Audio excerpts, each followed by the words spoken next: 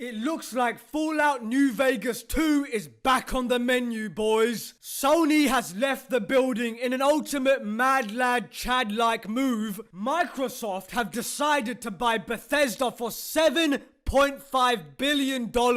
That's with a B right before the pre-orders go live. While most of the world is like, we have no money because of COVID, Microsoft is like, anyway, here's $7.5 billion. What if Xbox makes a Smash Bros first-person shooter with Master Chief, the Doom guy, Joanna Dark, Wolfenstein, and the Fallout Power Armor dude? I don't know about anybody else, but this made my decision to get a Series X way easier. When you sit back and think about it, Bethesda and Microsoft make a lot of sense. They both have a very similar business strategy, which is to lay dormant for years at a time without releasing anything of value. Phil Spencer is about to start whooping some ass on those lazy Bethesda employees. Remember that those employees live by the motto, if it's not broken, don't fix it, and if it is broken, the modders will fix it. They're constantly relying on modders to do all the work for them.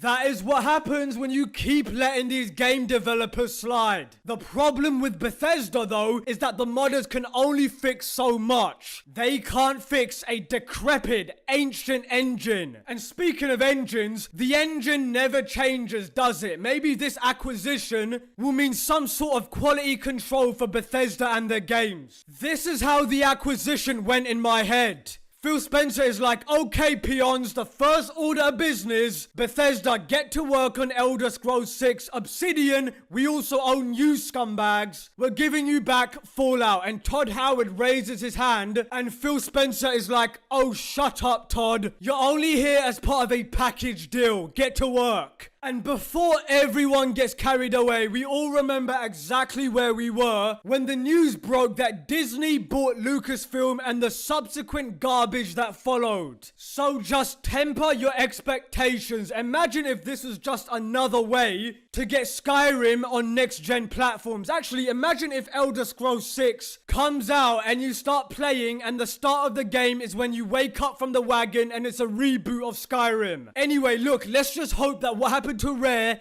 doesn't happen to Bethesda. Look, if you've been a fan of mine for a while, you know I've been pretty critical of Xbox games or lack thereof, but today we have to give credit where credit is due. Microsoft said nobody likes the games we make, so let's just start buying everything in sight. They just pulled a Bruce Wayne move. I own you, and you. One thing people are missing though, they didn't just buy Bethesda, they purchased ZeniMax, which means they acquired Bethesda Softworks, Bethesda Game Studios, ID Software, Arcane Machine Games, Tango Gameworks, Alpha Dog, and Roundhouse Studios. That is a ton of IPs. This is either gonna go two ways. The first one, and the most likely, Microsoft doesn't do any console exclusives and just makes big money off of sales on other platforms. Literally making profit off the popularity of their competitors. Now that's hilarious. Or number two, Microsoft makes ZeniMax games exclusive to the Xbox platform and makes big money off of the new Game Pass subscriptions. So that means no Doom, no Elder Scrolls, no Fallout, no Dishonored, no Evil Within, no Starfield for PlayStation.